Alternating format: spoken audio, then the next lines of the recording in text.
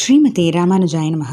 யம் பிரம்மா வருணேந்திரருத்ரமருதः ஸ்துன்வந்தி திவ்யைஸ்தவைः வேதைः சாங்கபதக்ரமோபனிஷதைः காயந்தி யம் சாமகாः ध्यानावस्थिततद्गतेन मनसा पश्यन्ति यं योगिनः यस्यान्तं न विदुःसुरासुरगणाः தேவாய தஸ்மை நமஹ. நாள்தோறும் பகவத்கீதையில் இப்போ நம்ம பார்த்துட்ருக்கிறது பக்தி யோகம்ன்ற 12வது அத்தியாயம்.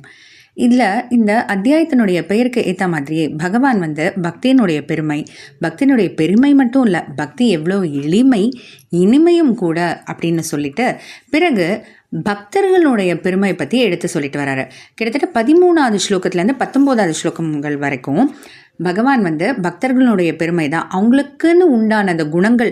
அதாவது ஒவ்வொரு ஸ்லோகத்திலையும் பார்த்தீங்கன்னா பகவான் எனக்கு ரொம்ப பிரியமானவன், இப்படிப்பட்டவர் எனக்கு ரொம்ப பிரியமானவன்னு சொல்லிட்டு வர, அப்படி ஒரு பக்தன்னா என்னென்ன குணங்கள்லாம் இருக்கணும்னு சொல்லிட்டு வர அந்த வரிசையில் இப்போ நம்ம பார்க்க போகிறது 18வது ஸ்லோகம்.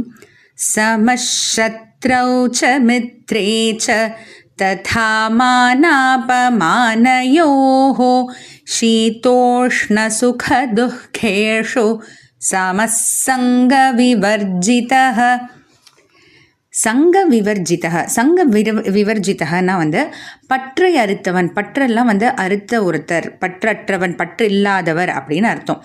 எதுக்காக இதை சொல்கிறாரு அப்படின்னா, சத்ரௌச்ச மித்ரேச்ச சமக, அதாவது சத்ருன்னா பகைவன், மித்ரேனா நண்பன். பகைவராக இருக்கட்டும் நண்பராக இருக்கட்டும் ரெண்டு பேருமே சமமாக நடத்தக்கூடியவர். அடுத்து மானாபமானயோகோ, மான அபமானயோகோ சமகன்றது ஒவ்வொன்றத்தோடையும் இந்த ரெண்டு விஷயத்தோடையும் நம்ம சேர்த்துக்கணும், எதிரான விஷயங்களோட.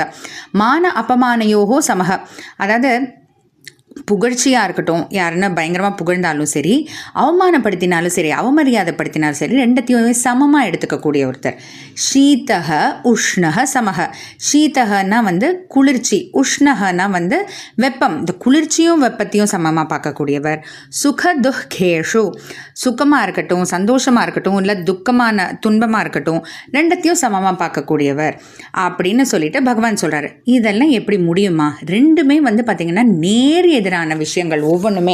அதாவது பகைவன் நண்பர், மானம் அவமானம், குளிர்ச்சி வெப்பம், சுகம் துக்கம் எல்லாமே நேர் எதிரான விஷயங்கள். பார்த்தீங்களா எப்படி அந்த நேர் எதிரான விஷயங்களை சமமாக நடத்த முடியும் அப்படின்னா, உலக விஷயங்களில் பற்று இருக்கிறதுனால தான் நமக்கு அந்த பற்றுதலால் உந்தப்பட்டு நாம் பல விஷயங்களை செய்கிறோம்.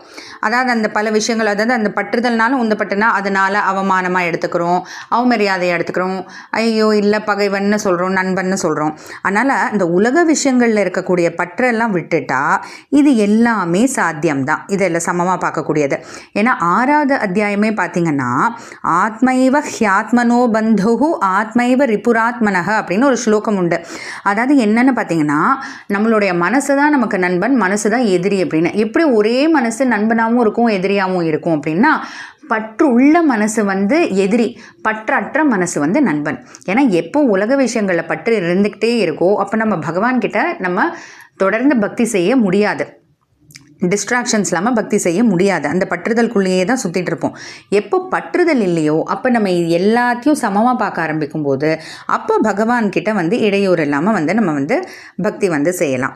அது மட்டும் இல்லை, இப்போது இது பார்த்திங்கன்னா எப்போ ஒருத்தர் பகைவன் நண்பன் இதெல்லாம் சமமாக பார்க்க ஆரம்பிக்கிறாங்க, மான அவமானத்தெல்லாம் சமமாக பார்க்க ஆரம்பிக்கிறாங்களோ அப்போ பிரச்சனைகளே வராது இல்லையா? அப்போது உலகத்தில் சாந்தியே நிலவும், உலகம் முழுக்க சாந்தி நிலவும். எவ்வளோ பெரிய ஒரு விஷயம், ஆனால் ரொம்ப எளிமையாக ஒரே ஒரு ஸ்லோகத்தில் பகவான் சொல்லியிருக்காரு.